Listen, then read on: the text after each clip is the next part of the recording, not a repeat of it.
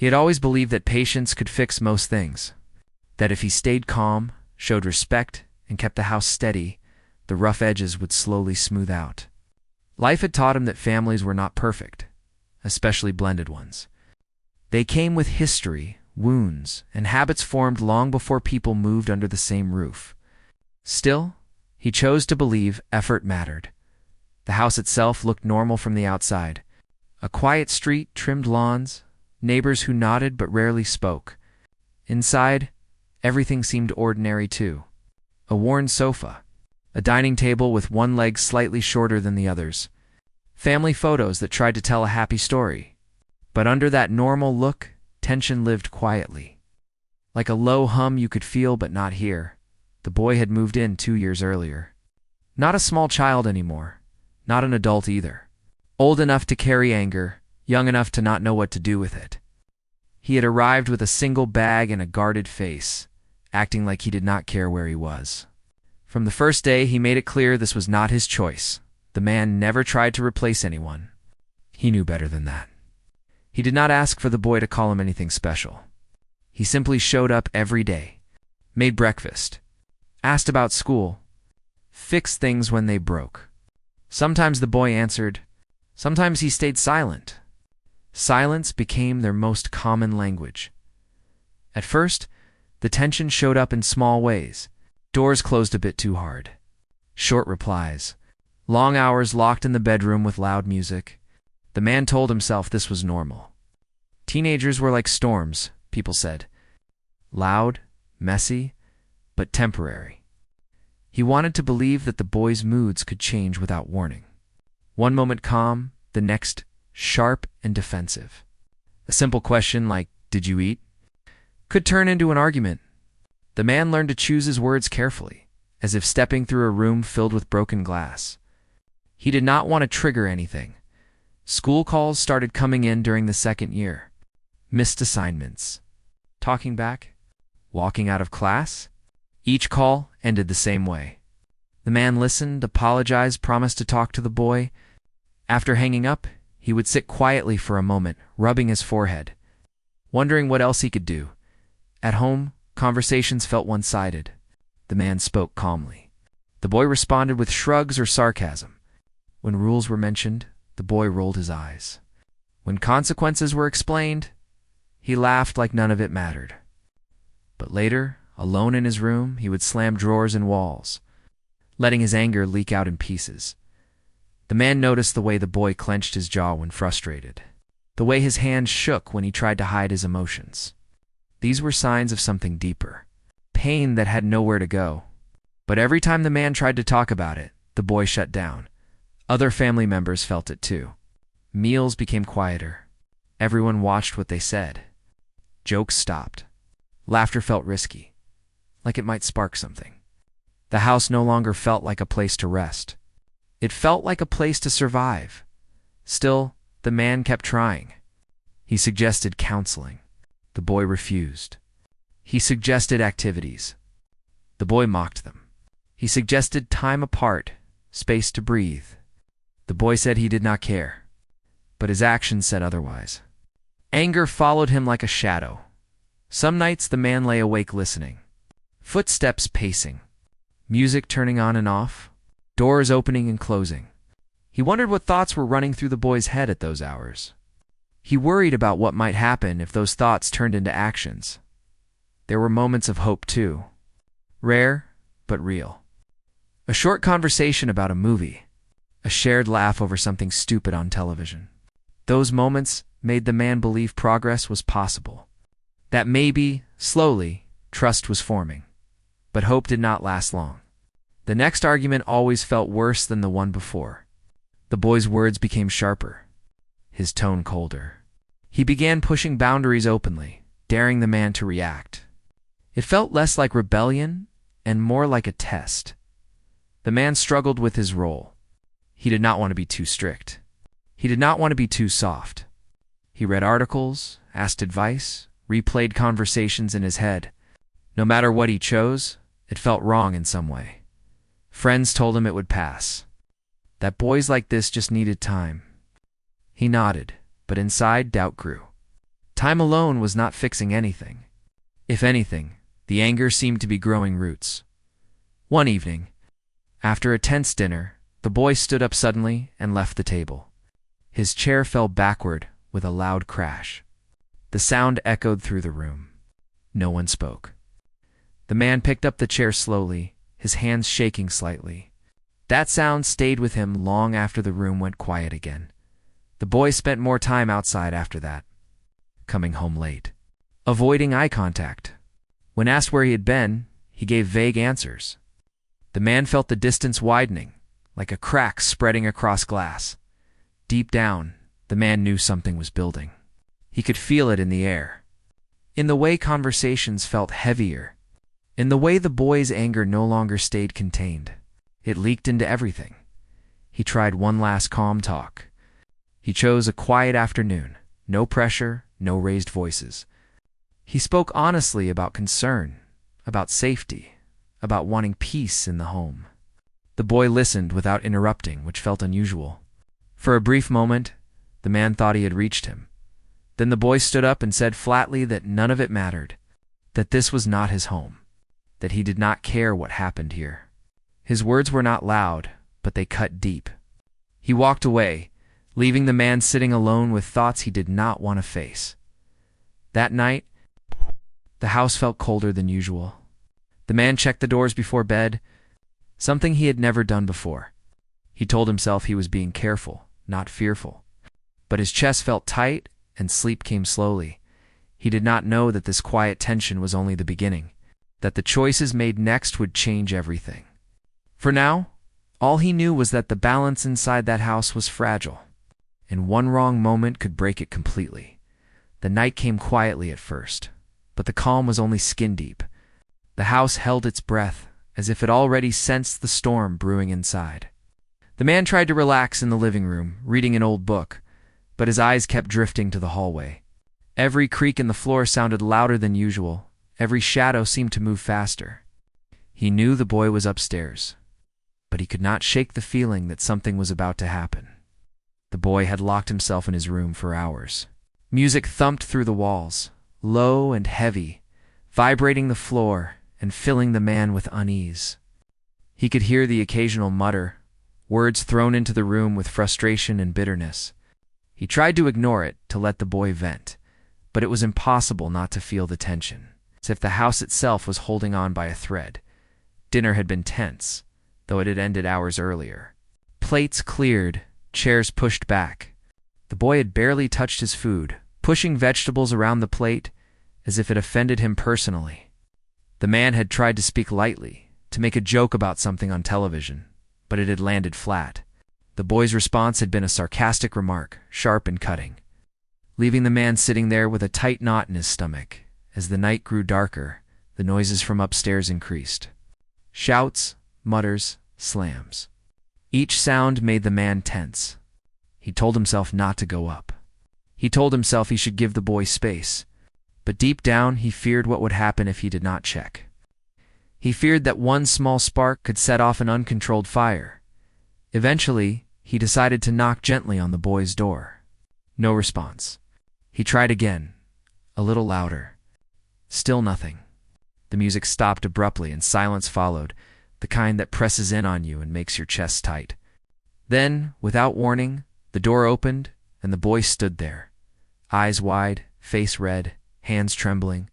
There was anger there, yes, but also something else, fear, confusion, a deep frustration that had nowhere else to go. "Why do you keep bothering me?" the boy said, voice loud but shaky. "Why can't you just leave me alone?" The man held up his hand slowly, showing he meant no harm. "I'm not bothering you," he said quietly. "I just wanted to make sure you're okay. That's all." The boy laughed, a short, bitter laugh that filled the room. "Okay, you think I'm okay? You have no idea." He slammed the door, but not fully, leaving it slightly ajar. His words echoed through the hallway, bouncing off the walls. A reminder that tonight would not end quietly. The man stayed outside the room, waiting. He knew that pushing further could make things worse, but leaving it alone also felt wrong. He could feel the weight of the tension pressing down on him. He remembered the smaller fights, the slamming doors, the muttered words, and realized that tonight all of it had grown heavier, sharper, louder. Something had shifted. Later, the boy emerged, pacing the living room. He spoke without looking at anyone, speaking to the air, speaking to the walls, speaking to himself. "It's always like this," he muttered. "Nobody cares, nobody understands. I try, and it's never enough." His fists clenched, his knuckles white. He moved fast, hands flying, as if trying to catch thoughts that ran too quickly in his mind. The man tried to approach carefully, speaking in a calm voice. "I know it feels hard. I know you're frustrated. But you're safe here. No one is against you." The boy stopped pacing, turning sharply. His eyes glimmered with tears, though he blinked quickly to hide them. "Safe? Safe. You don't know what safe feels like. You don't know what it's like to feel trapped in your own head, to hate yourself for every little thing." The man kept his distance. He had learned that when anger mixed with fear, any step forward could be dangerous. He listened, letting the boy speak. The boy's words came fast, jagged, painful. Each one was a piece of a puzzle the man could not fully see yet. A window into a storm he had never fully entered. At one point, the boy picked up a chair and slammed it into the wall. The crash echoed, a loud reminder of the raw energy contained in him. He did not aim to hurt anyone, but the power behind his actions made it clear that control had slipped. The man stepped back, heart racing, reminding himself to breathe. "Please," the man said softly, careful with every word. "Please don't hurt yourself or anything else. I'm not trying to stop you. I just want you to be safe." The boy's face twisted with emotion. He laughed, shouted, and then suddenly stopped. He sank onto the couch, head in his hands, shaking. The room was quiet except for his heavy breathing. The man moved closer slowly, sitting on the other side of the room, silent, letting the boy calm in his own time. Hours passed. The boy eventually spoke in a low, trembling voice. "I hate feeling like this. I hate being like this. I can't control it." "I know," the man said gently. "It's not easy. I can't fix it for you. But I can be here with you while you try. You're not alone." The boy didn't respond. He stayed curled on the couch, breathing in short bursts. The man knew the night was not over. He could feel it in the tension still hanging in the air, in the way the boy flinched at every small sound. He realized that patience alone might not be enough. Something bigger needed to happen, a step that would require courage from both of them. As the hours crept past midnight, the house seemed to shrink around them. The walls closed in, carrying every word, every movement, every heartbeat. The man thought about the past 2 years, the fights, the silences, the small moments of hope, the setbacks. He realized that the boy's anger was not random. It was shaped by disappointment, fear, and years of feeling unseen in the quiet moments. The man thought about how families were not just about love. They were about understanding, about boundaries, about facing uncomfortable truths together. Tonight, the truth was raw and painful. It could not be ignored, and it could not be silenced. Eventually, exhaustion took over. The boy's movements slowed, his breathing steadied. The man did not leave. He remained nearby, a quiet presence, a witness to the storm that had raged and begun to settle. He knew the calm would not last. He knew tomorrow could bring more tension, more anger. But for now, survival meant letting the boy know he was not alone. The man reflected on the night as he watched. The boy finally drift toward a restless sleep. The storm had passed for now, but the damage had left marks, not visible, but deeply felt. He realized that tomorrow would be another test, another opportunity to fail or to reach out, another chance to face anger without fear, to offer understanding without judgment, to remain human in the face of raw emotion. The night ended not with relief, but with anticipation. The man sat quietly, knowing that in a few hours the morning light would bring new challenges. And when it did, the fragile balance they had fought to maintain might shatter completely.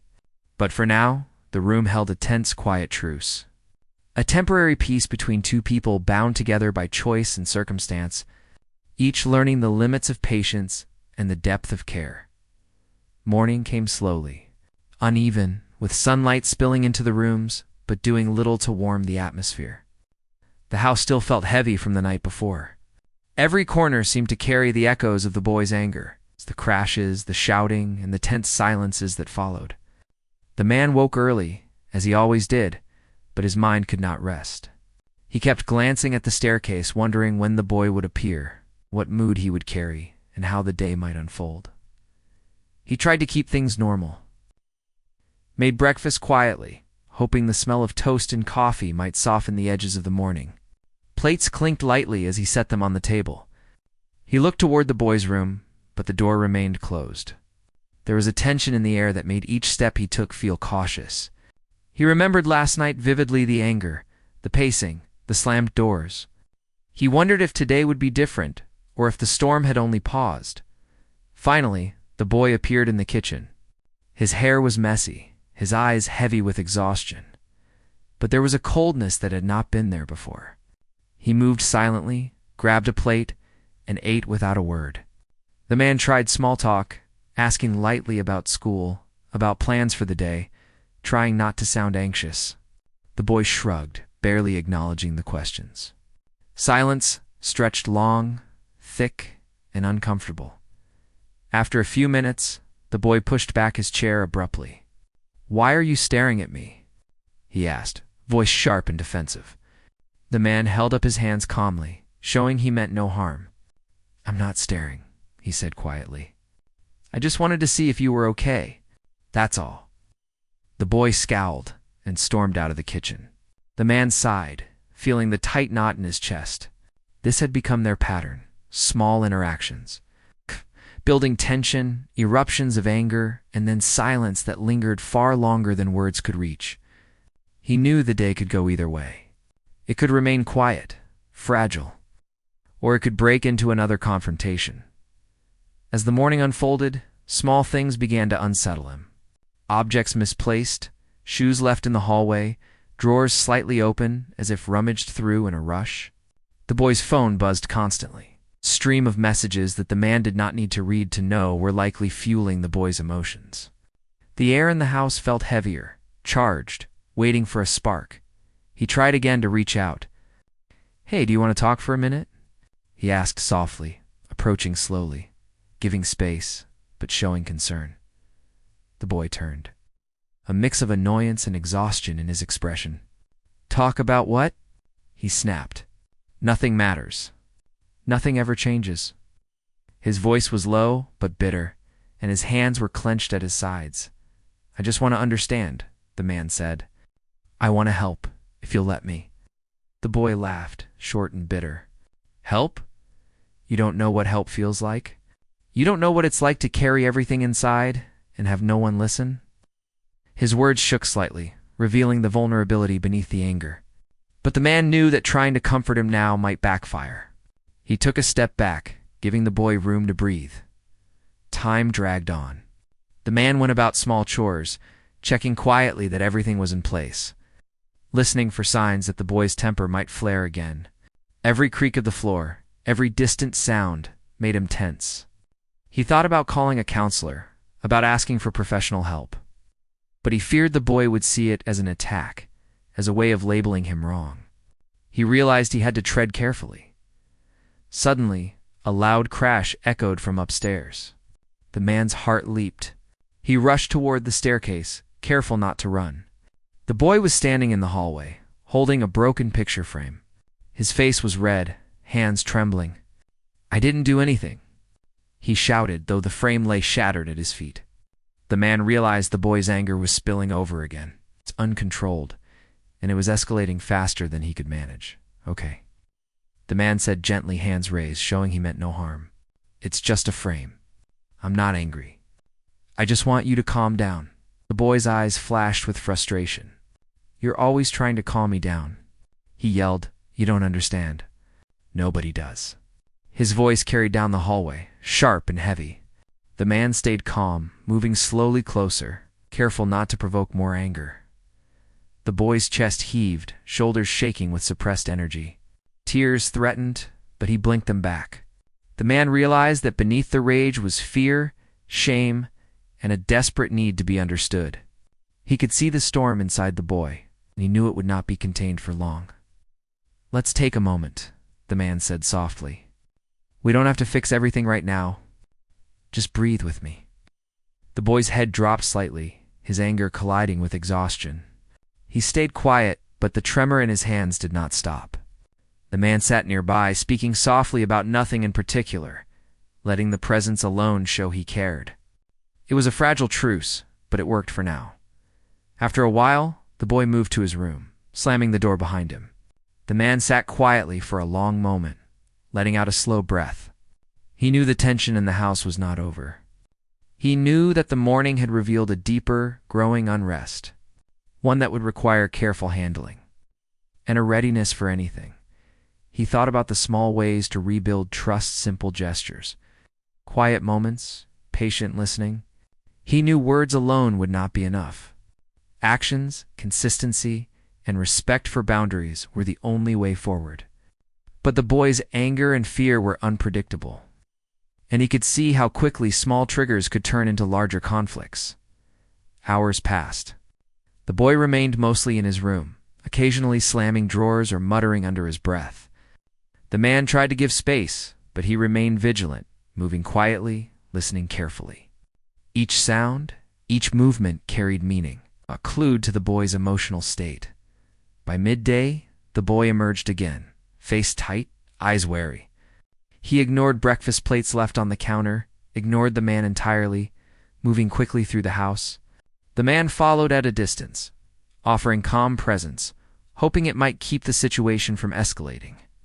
But he knew the day was fragile, hanging by a thread, and that any small misstep could ignite another eruption. The tension became almost unbearable in the living room, where they both ended up sitting in silence, separated by the space between them. The man wanted to speak, to reach out, but he also knew the boy needed to process his emotions in his own time. So they sat quietly, two people bound together by family patience, in the hope that understanding could be found. Later, the boy walked past him, grabbing his backpack and muttering about leaving for a walk. The man did not stop him. He knew the boy needed an outlet, a place to release his energy and thoughts. He watched as the boy disappeared down the street, a small figure against the bright morning sun, carrying with him anger, fear, and confusion that he could not yet share. The man returned to the house, moving carefully, cleaning up small messes, and reflecting on the morning. He realized that no matter how careful he was, the boy's emotions were strong, and control could be lost in seconds. He thought about the work ahead, patience, empathy, boundaries, and the delicate balance of giving space while staying present. As the sun climbed higher, the house seemed almost empty, echoing with the aftermath of tension. The man knew that the day was far from over, that the morning had revealed a deep unrest, and that any small trigger could spark another confrontation. He prepared himself mentally, knowing he would need to remain calm, patient, and observant. The fragile balance of their relationship depended on it, and he was determined to meet the challenge, no matter how difficult it became. By late afternoon, the tension in the house had become almost unbearable. The boy had returned from his walk, his movements sharp and restless. He did not speak much, but the atmosphere carried the weight of unspoken thoughts and unresolved anger. The man felt every vibration in the floor, every shuffle, every sudden snap of a drawer. He knew something was building, a storm waiting to break, and he could feel it in the pit of his stomach. The boy paced the living room, muttering under his breath, throwing small objects onto the floor with increasing frustration. The man watched quietly, knowing that any sudden words or gestures could escalate the situation. He had tried reasoning, patience, calm voices, and space, but now it seemed like none of it could hold the anger back. Each breath the boy took was sharp, each movement tense, and each glance full of challenge. "Why do you keep watching me?" the boy shouted suddenly, breaking the tense silence. His voice rang out in the room, sharp and loud, startling both of them. The man raised his hands calmly. "I'm not watching to bother you. I just want to make sure you're safe," he said softly. "Safe? You don't understand?" the boy shouted, his words trembling with a mix of fear and fury. He moved quickly, picking up a chair and setting it down roughly, then kicking a small table out of his way. Objects wobbled and clattered, but no one was hurt yet. The man remained still, watching, waiting for an opening to calm him without triggering more violence. The boy suddenly stopped and turned sharply toward the man, eyes wide and filled with anger. "I hate this. I hate all of it," he screamed. His fists shook and his breathing was fast. The man realized the moment had arrived, the tension had reached its peak, and it was no longer something that could be diffused easily. He took a careful step forward, speaking slowly and softly. "You're upset, and that's okay. But we can't let this get out of control. Let's try to calm down." The boy lunged forward suddenly, not physically attacking, but throwing objects across the room in a fit of frustration. The man barely moved out of the way, his heart racing. The room became chaotic, with objects scattered, pictures on the floor, and tension thick in the air. It was clear the boy had lost control, and the man could feel a deep fear, not just for property, but for the emotional safety of both of them. In a moment of desperation, the man pulled out his phone and dialed for help. He explained calmly to the dispatcher that his stepson was out of control, acting aggressively, and that he needed immediate assistance. He spoke without exaggeration, focusing on the facts and the need for guidance. While he waited, he stayed at a safe distance, trying to speak to the boy in a calm and steady voice. The boy was unaware of the call at first. He continued pacing, throwing objects and muttering angrily. His energy was raw, uncontrolled, a combination of frustration, fear, and confusion. The man continued to speak softly, trying to reach him through the storm of emotion. "I'm here. I'm not leaving. But you need to calm down before anyone gets hurt." Minutes felt like hours. The boy's anger was intense, but fatigue slowly crept in. His movements became less forceful, though the tension remained high. Then, the sound of sirens in the distance cut through the air. The boy froze, hearing the approaching voices and the unmistakable sound of authority. His face went pale, and for a moment, he seemed to understand the seriousness of the situation. 2 police officers arrived at the house, speaking calmly and clearly.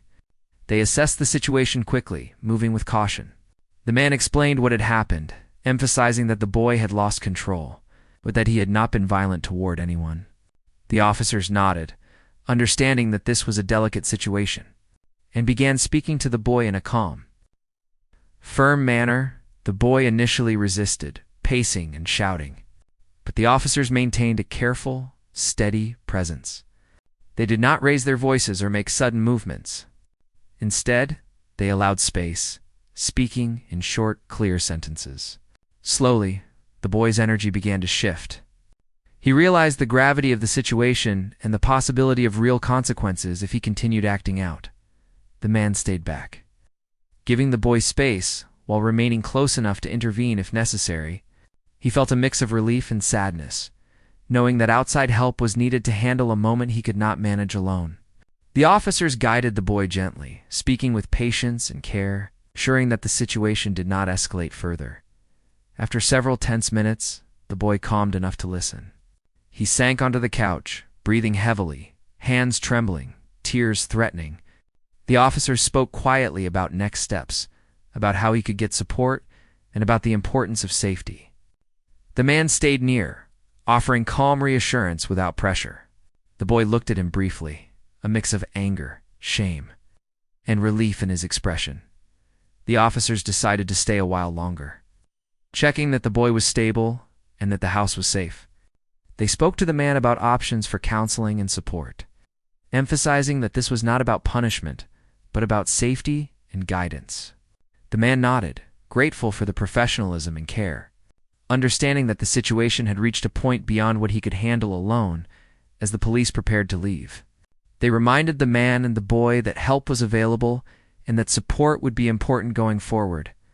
The boy stayed quiet, still trembling slightly, but he no longer moved aggressively. The man sat beside him, speaking softly. acknowledging the storm that had passed and encouraging calm and understanding. The house was quiet again, but the tension remained in the air. The man knew that the events of the day would leave a mark, a reminder of how fragile control could be when emotions run high. He also knew that this was a turning point. The involvement of the authorities had made the situation real in a way words alone never could. He reflected on the day, realizing that patience, empathy, and understanding were essential. But so was recognizing when outside help was necessary. The boy's anger was not something to ignore or minimize. It was real, powerful, and in need of guidance. And now, with support, there was hope that they could begin addressing the deeper issues. One step at a time, the man spent the rest of the evening quietly cleaning up, replacing broken objects, and preparing a calm space. The boy remained in his room, slowly settling, but he occasionally peeked out, watching the man with a mixture of curiosity and uncertainty. The man did not push, understanding that trust and safety needed to be rebuilt gradually by nightfall. The house had returned to a fragile calm.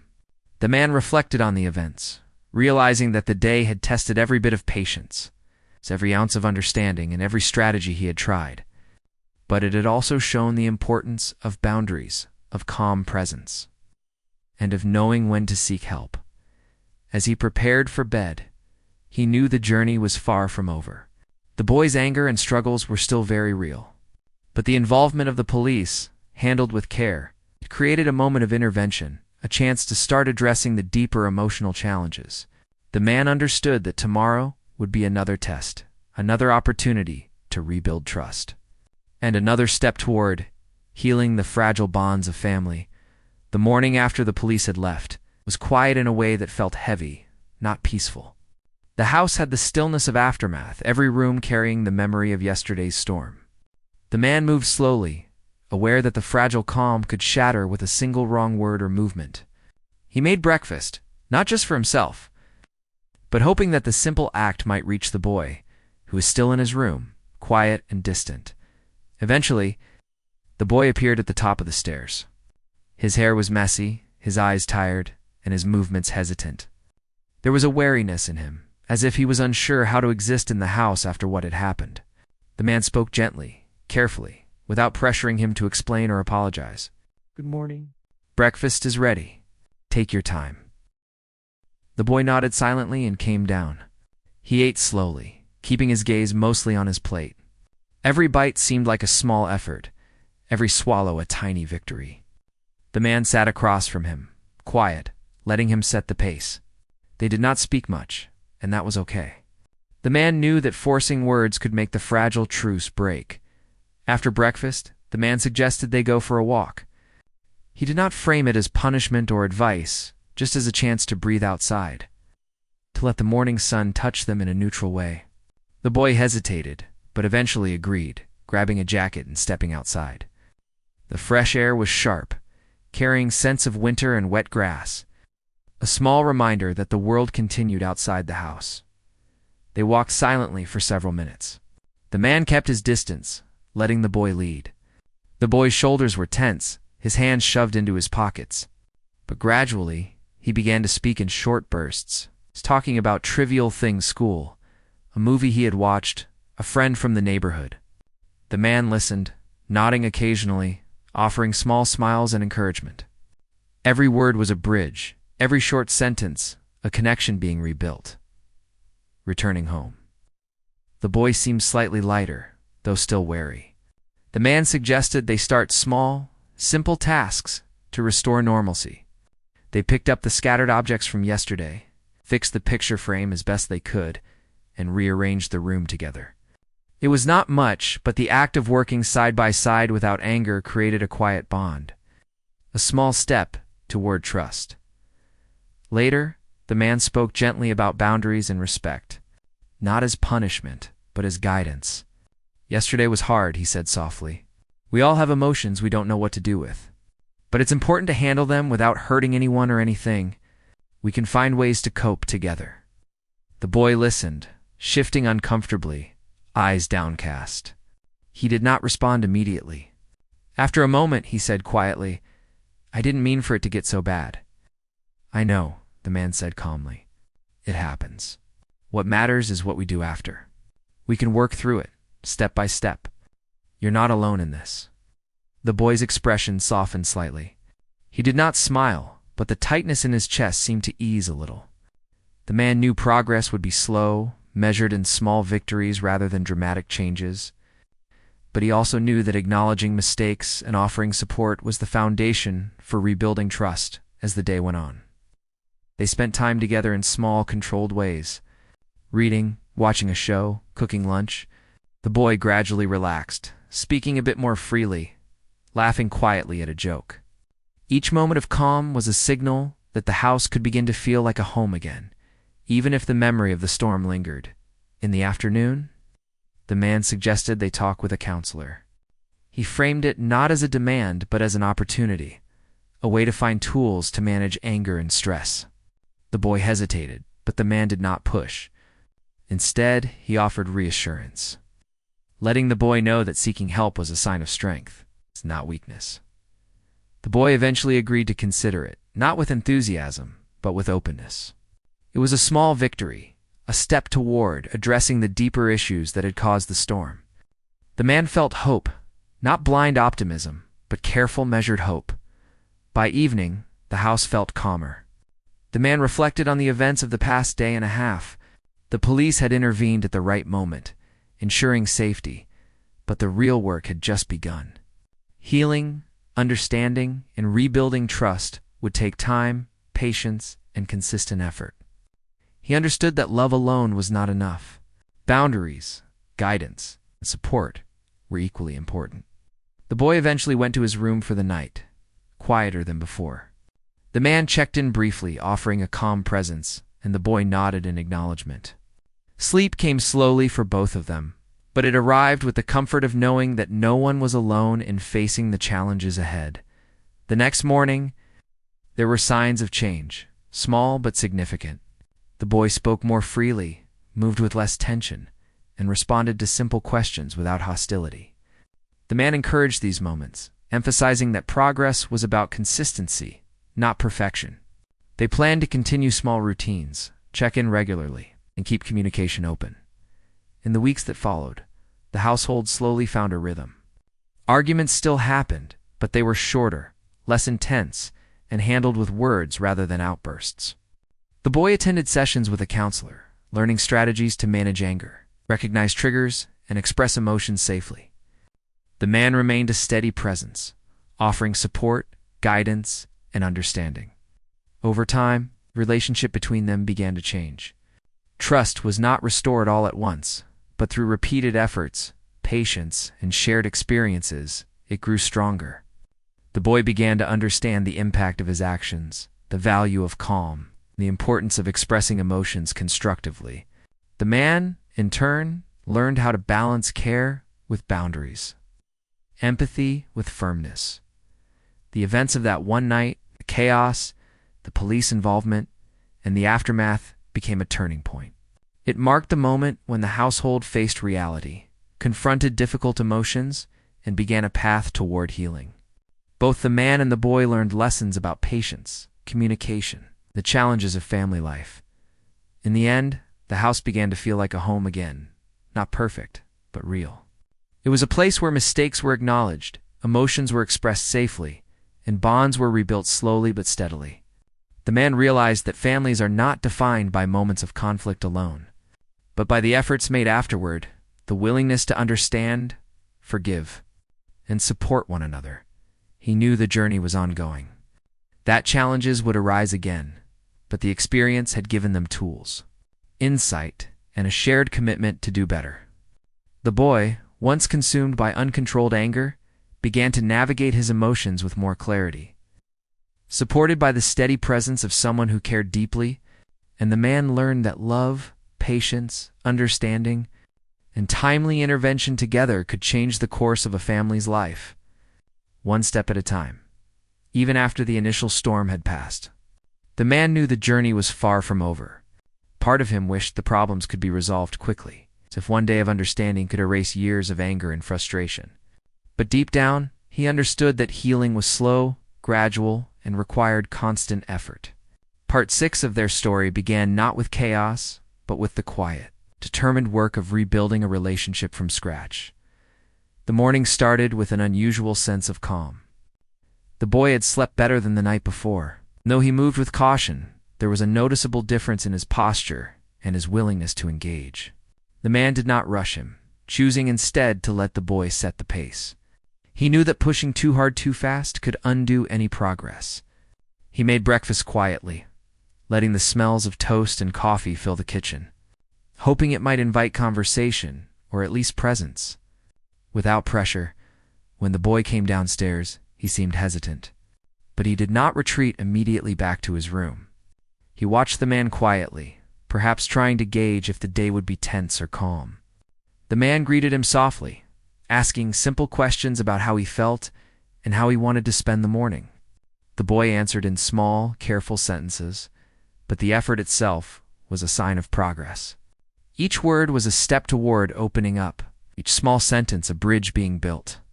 They started the day with small shared activities, folding laundry together, washing dishes, and tidying up the house. At first, movements were stiff, careful, almost mechanical. The man guided gently, without command, letting the boy take control when possible. Gradually, the interactions became smoother. They laughed quietly over a dropped spoon or a spilled glass, tiny sparks of connection that had been missing for so long. The man also introduced moments of reflection, not as lectures, but as opportunities for the boy to express himself safely. Sitting at the table, he would ask gently, "How are you feeling right now?" and wait for an honest answer. Sometimes the boy shrugged or muttered a vague reply. Other times he shared more openly about frustration, fear, or sadness. The man listened without judgment, acknowledging every feeling as valid and real. Mid-morning, they went for a walk in the neighborhood. The boy initially walked quickly, tense and closed off, but the fresh air, sunlight, and casual conversation helped to ease the stiffness in his movements. They talked about neutral topics, an upcoming movie, a funny incident at school, a neighbor's dog needing to allow interaction without triggering conflict. The man noticed that the boy's tone was lighter, more natural, and the pace of his speech steadier. These were subtle victories, invisible to outsiders, but monumental in their quiet world. Returning home. The man suggested a small project they could do together, building a small bookshelf for the living room. The boy hesitated, looking unsure, but agreed. They worked slowly, measuring, hammering, and screwing pieces together. Mistakes happened, wood splintered, screws went in crooked, but instead of frustration, they laughed and corrected each step. The process became a metaphor for their relationship, careful, slow, requiring patience, attention, and collaboration as they worked. The man took care to talk about feelings indirectly, using the project as a way to discuss broader lessons. "Sometimes," he said quietly, "things don't fit right the first time. We have to adjust, try again, and be patient. It's the same with people. Even if we make mistakes, we can work to fix them." The boy listened, nodded, and even made a few comments on his own. The conversation was sparse but meaningful. Each word signaled a willingness to engage, a trust in the man's guidance, and a small victory over the tension that had ruled their home for so long. After lunch, they spent time reading together. The boy chose a story he liked and the man read aloud, bringing characters to life, asking questions about plot, emotions, and choices. The boy gradually began to respond, sharing opinions and thoughts, sometimes quietly, sometimes with more animation. The man recognized that these moments were building empathy, patience, and understanding skills the boy would carry beyond their home, into life itself. Later in the afternoon, the man suggested a discussion about emotions, using simple tools like drawing or journaling. The boy was hesitant at first, but with gentle encouragement. He began to sketch feelings onto paper, anger as a storm, sadness as rain, frustration as tangled lines. The man joined in, illustrating his own feelings as shapes and patterns. The exercise allowed them to externalize emotions safely, discuss them without confrontation, and understand each other more deeply. Evening approached, and the house settled into a quiet routine. The boy cooked a simple meal with guidance, a task he normally resisted. They ate together, discussing small details of the day. The boy spoke more freely than before, sharing moments that had made him happy or frustrated. The man listened attentively, offering support and validation without judgment. The atmosphere in the house shifted subtly, less tense, more predictable, slowly becoming a space where trust could thrive. As night fell, they reflected on the day together. The man spoke about the importance of small victories, acknowledging that progress was gradual. He emphasized that moments of calm, collaboration, and honesty were more important than perfection. The boy listened, occasionally adding thoughts about his own efforts. Realizing that he had managed anger, contributed to projects, and communicated more effectively than before bed. The man and boy established a simple routine for the coming days. Shared meals, brief walks, small projects, and nightly reflections. It was a structured, predictable framework designed to reinforce stability, trust, and safe expression of emotions. The boy agreed, showing understanding of the benefits, a willingness to participate actively. As the house grew quiet, the man reflected on the transformation underway. Yesterday's chaos had been a catalyst, revealing the depth of frustration and anger that needed addressing. But today had shown that with patience, empathy, structure, and calm guidance, change was possible.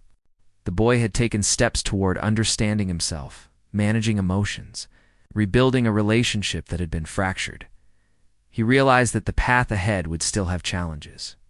Anger might flare again, frustration could resurface, and setbacks would occur.